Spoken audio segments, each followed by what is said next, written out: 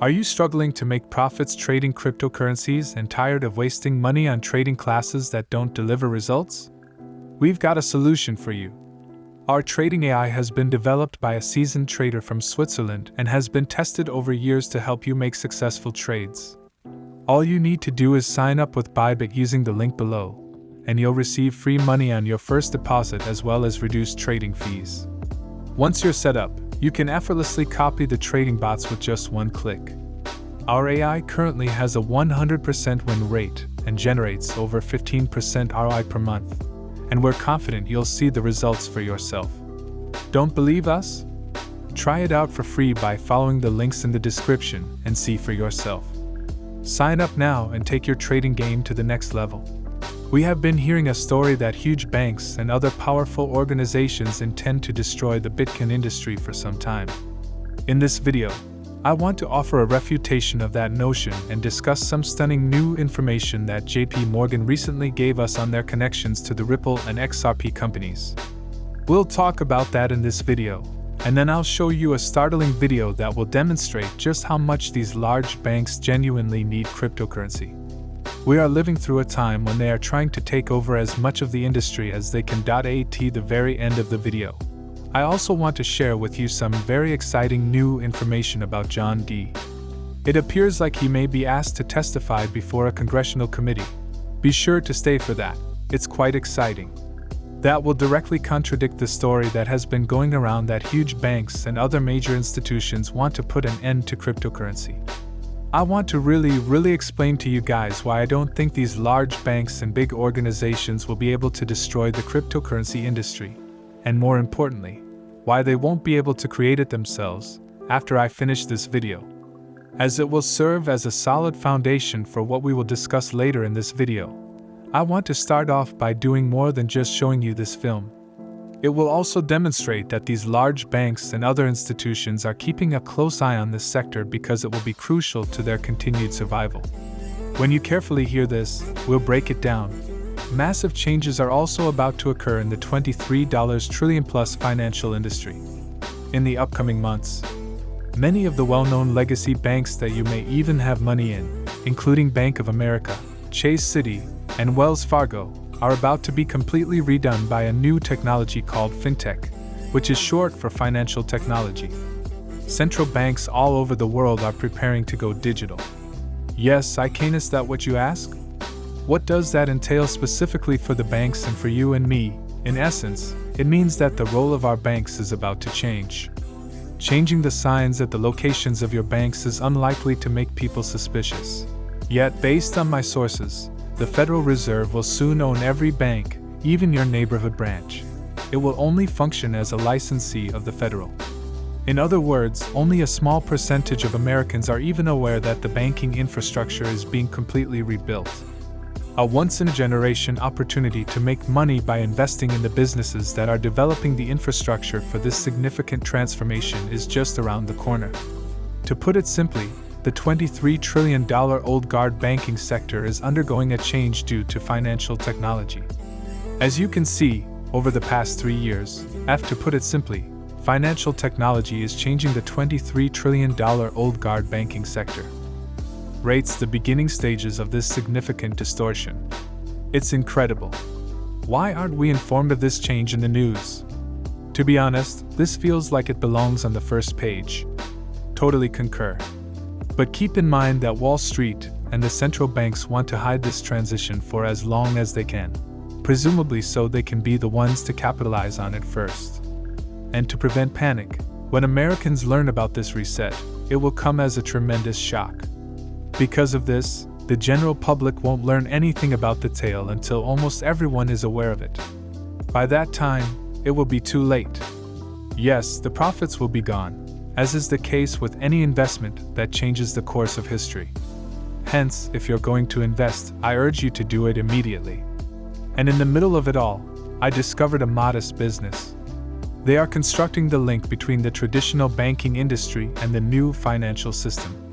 To construct what would be one of the first government-accepted stablecoin networks in America, this company just acquired the assets and intellectual property. They intend to begin work on the project by the end of 2020. To So if I understand you well, this little company you're mentioning plans to update the banking system with assistance from the US government, right? That is the case. Right, Chris, and that's why I think this business will pass competitors and take over the world's payment system. Moving ahead, it possesses the intellectual property technology and engineering know-how to introduce a worldwide payment system that supports every single currency from every nation and will be quicker, simpler, and more affordable than any other option. Therefore, it is stated in the caption of the video that she appears to be discussing Ripple and XRP. Perhaps she was, perhaps she wasn't. But that's not even the main point of this article. She makes it abundantly clear, and I completely concur with her, that the major financial institutions and big banks need to start implementing this technology. These institutions are lagging behind in technology and must not allow companies like Amazon and Apple to pass them in the near future. The advantage that Amazon and Apple enjoy is their access to cutting-edge technology. The major banks and institutions sorely need a technology that will enable them to catch up because they lack the same restrictions as those that apply to the big banks. Also, they are unable to innovate due to regulation. They are not permitted to work with blockchain technology or cryptocurrencies. No one wants to use a JP Morgan coin, even if it is anonymous. Because no one trusts these banks, nobody wants to use a currency from Goldman Sachs. They ultimately require a neutral, independent system that will enable them to compete with fintech competitors and move money more quickly. And that's precisely what XRP and Ripple are doing. They are advancing the payment infrastructure for these large banks and other organizations so they won't fall behind. They are in dire need of IT firms like Ripple since only Ripple can help them catch up to competitors like Apple and Amazon. These large banks risk being completely out-innovated and destroyed by the fintech system if they don't start implementing technology like what Ripple's is delivering. The strong positive thesis surrounding what Ripple is accomplishing is that an XRP is far more than simply Ripple. However, it's crucial to realize how innovatively and disruptively Ripple is utilizing XRP. Many individuals claim that Ripples are causing the banks to fail while, in reality, they are not there to save the institutions. And to consider it in that way is totally bizarre. Yet there won't be any other option for these banks but to begin utilizing XRP and implementing the Ripple payment method. Ripple won't enter this market and declare, "Alright, we're constructing a bank, and we're going to drive all these other banks out of business." Instead, they are approaching the banks and telling them, "Hey, here's a technology that will allow you to catch up with Amazon, catch up with Apple, and catch up with Venmo." It's crucial to note that banks and money transmitters will both be negatively affected by Ripple and XRP. This is a theory that will radically change the way we think about how Ripple operates while flying under the radar. At the end of the day, however, the vast majority will really profit from this business and from using XRP. Also, it will level the playing field and improve fairness throughout the entire system. Just to demonstrate that this is genuinely taking place and that these major institutions are paying attention to Ripple and XRP, I actually wanted to let you know about a project that Ashley Prosper, one of my favorite members of the XRP community, is currently working on. She has actually been submitting SEC FOIA requests for interactions between JP Morgan, the SEC, and Ripple and XRP-related documents. And when she originally informed me that she was requesting the SEC for these documents, I initially assumed that they would have a few but that there wouldn't be much. She really just received a response from the SEC earlier today, informing her that because so many records were identified as pertinent to her FOIA request, the SEC is politely requesting that she narrow her request. Now that I am familiar with Ashley Prosper, I am confident that she will not act in this manner. But this is quite intriguing. So the way people typically try to explain it is by saying things like, "Oh, Ripple's just some small fintech player," or "they don't really have much traction."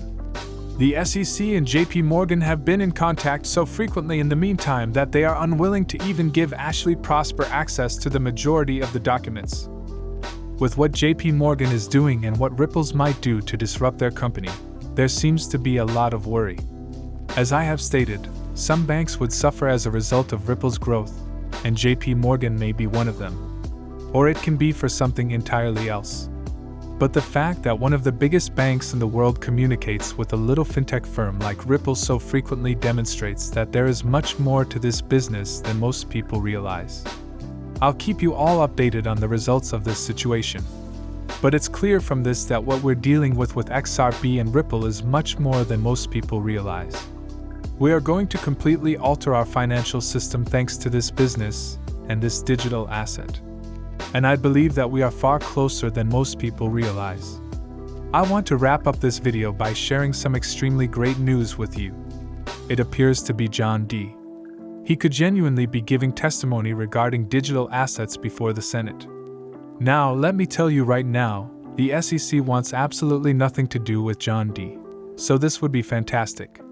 Gary Gensler is already facing tremendous political pressure as he prepares to appear before the Senate and discuss his actions affecting 75,000 XRP holders.